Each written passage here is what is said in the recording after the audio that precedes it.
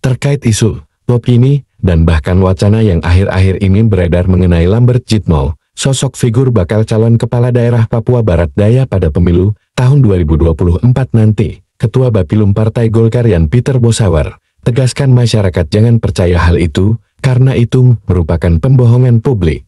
Baik, penegasan saya terhadap dinamika yang berkembang, khususnya terhadap Ketua DPD Partai Golkar Provinsi Papua Barat Daya.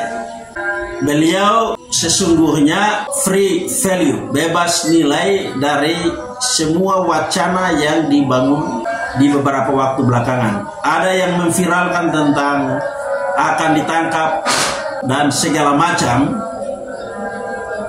Perbuatan melawan hukum itu mempunyai kepastian, bukan mempunyai opini dan wacana.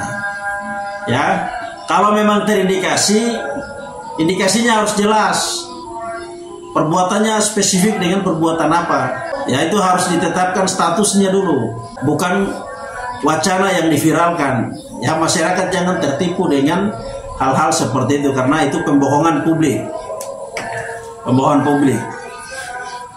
Ketika kita bicara tentang contoh pencuri ayam, berarti pelakunya jelas, perbuatannya jelas, berarti sanksi hukumnya juga harus jelas. Ya, seperti beberapa waktu lalu ada diviralkan tentang kasus ATK. Ya. Memang ada mekanisme perundang-undangan. Beliau waktu itu dipanggil dan diperiksa sebagai saksi ahli, bukan sebagai pelaku yang melakukan perbuatan melawan hukum. Jadi Pak Lambert pada saat wali kota pada saat itu dipanggil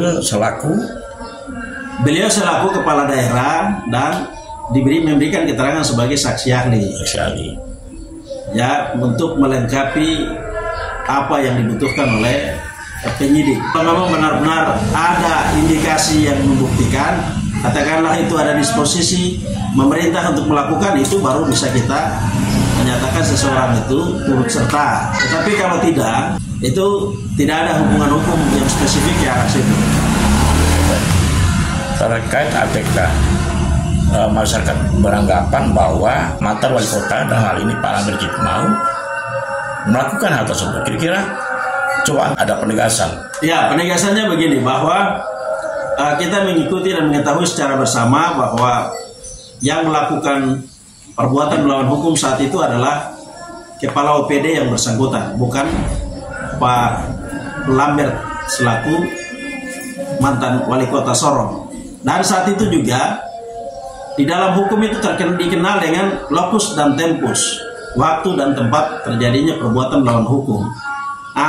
Pada saat dilakukannya peristiwa itu, dari aspek tempus atau waktunya, Pak Lambert sudah meletakkan jabatan karena sedang cuti di luar tanggungan negara untuk menjalani kampanye untuk maju dalam jabatan politik periode kedua sebagai wali kota Sorong. Jadi di situ tidak mempunyai hubungan hukum dalam perbuatan terkait. Saat itu beliau diperiksa ya untuk menambah atau dikonfirmasi tentang peristiwa yang terjadi. Dalam perkembangan dan pengembangan perkara kan kita ikuti bersama sampai hari ini, tidak ditetapkan sebagai tersangka.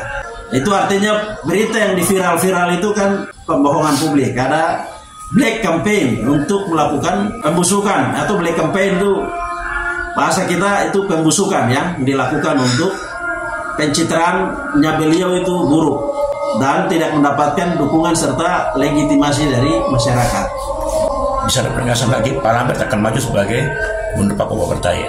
Pak Lambert calon Gubernur Provinsi Papua Barat Daya secara konstitusi melalui musda pertama atau musda ke-1 Dewan Pimpinan Daerah Partai Golongan Karya Provinsi Papua Barat Daya sudah ditetapkan secara resmi di dalam forum musda.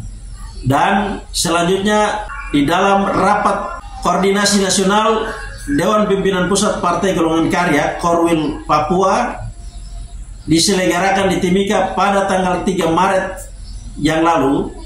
Ketua Umum Airlangga Hartarto telah menegaskan dalam pembacaan dan pengumuman tentang caleg DPR RI dari Partai Golkar dan calon gubernur dari Partai Golkar untuk Provinsi Papua Barat Daya adalah Dr. Andes Ekonomik Lambertus Jitmau.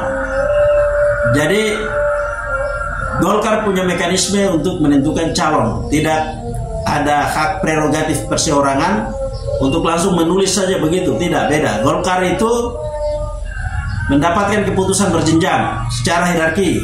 Dukungan dari DPD Kabupaten Kota, DPD Provinsi, dan selanjutnya mendapatkan pertimbangan dan keputusan dari DPP. Jadi tidak bersifat subjektif atau personal otoritas untuk langsung mengeksekusi seperti yang terjadi di beberapa partai yang berbeda. Golkar tidak seperti itu. Harapan Anda kepada masyarakat umum terkait isu yang beredar dan juga harapan kepada masyarakat untuk tetap bersabar, tidak melakukan gerakan-gerakan terselubung, kira-kira seperti apa nih, Pak? Harapan saya kepada masyarakat Sorong Raya, ya, dalam tipologi kita itu kita harus melihat sesuatu yang pasti, sesuatu yang normatif. Dalam hal ini isu-isu yang berkembang itu di dalam politik itu biasa. Politik kalau tidak dikelola isu itu bukan politik. Nah, masyarakat harus memilah berita mana yang benar-benar merupakan informasi yang benar, mana yang merupakan informasi yang dikelola atau menjadi yang tadi saya katakan black campaign atau isu-isu hitam untuk mencoreng nama seseorang untuk tidak mendapatkan kepercayaan dari masyarakat. Oke, harapan kepada masyarakat luas dengan isu-isu miring yang dilemparkan ke khususnya Golkar dan juga Pak Lambert, harapannya seperti apa? Ya, harapan ke masyarakat luas dalam kaitannya dengan isu-isu miring yang dialamatkan ke Partai Golkar dan pribadi Ketua Umum maupun Ketua DPD Partai Golkar Provinsi Papua Barat Daya, masyarakat luas ini marginnya kita melihat keberadaan Golkar sebagai partai masyarakat, Golkar sebagai partai pemerintah yang sejak dulu selalu ada bersama-sama dengan masyarakat dan mengawal perjuangan untuk kesejahteraan masyarakat negara dan bangsa Indonesia. Khususnya di wilayah Sorong Raya ini semua akses terobosan kebijakan yang dilakukan termasuk penataan DOB yang ada seluruhnya Tamrong, Maibrat, Sorsel, Kota Sorong, itu semua adalah buah karya dari Partai Golongan Karya. Jadi kita melihat sesuatu yang real, sesuatu yang pasti, sesuatu yang benar-benar memberikan nilai manfaat tanpa mendapatkan kabar miring yang sifatnya pembusukan. Lihat boleh tapi percaya jangan. Dengar boleh tapi percaya jangan. Tapi percayalah apa yang Anda lihat dan mempunyai nilai kebenaran yang pasti. Nah, itu yang lebih tepat dan benar untuk kepentingan kita semua. Terima kasih ya sudah menonton. Jangan lupa like, komen, dan subscribe.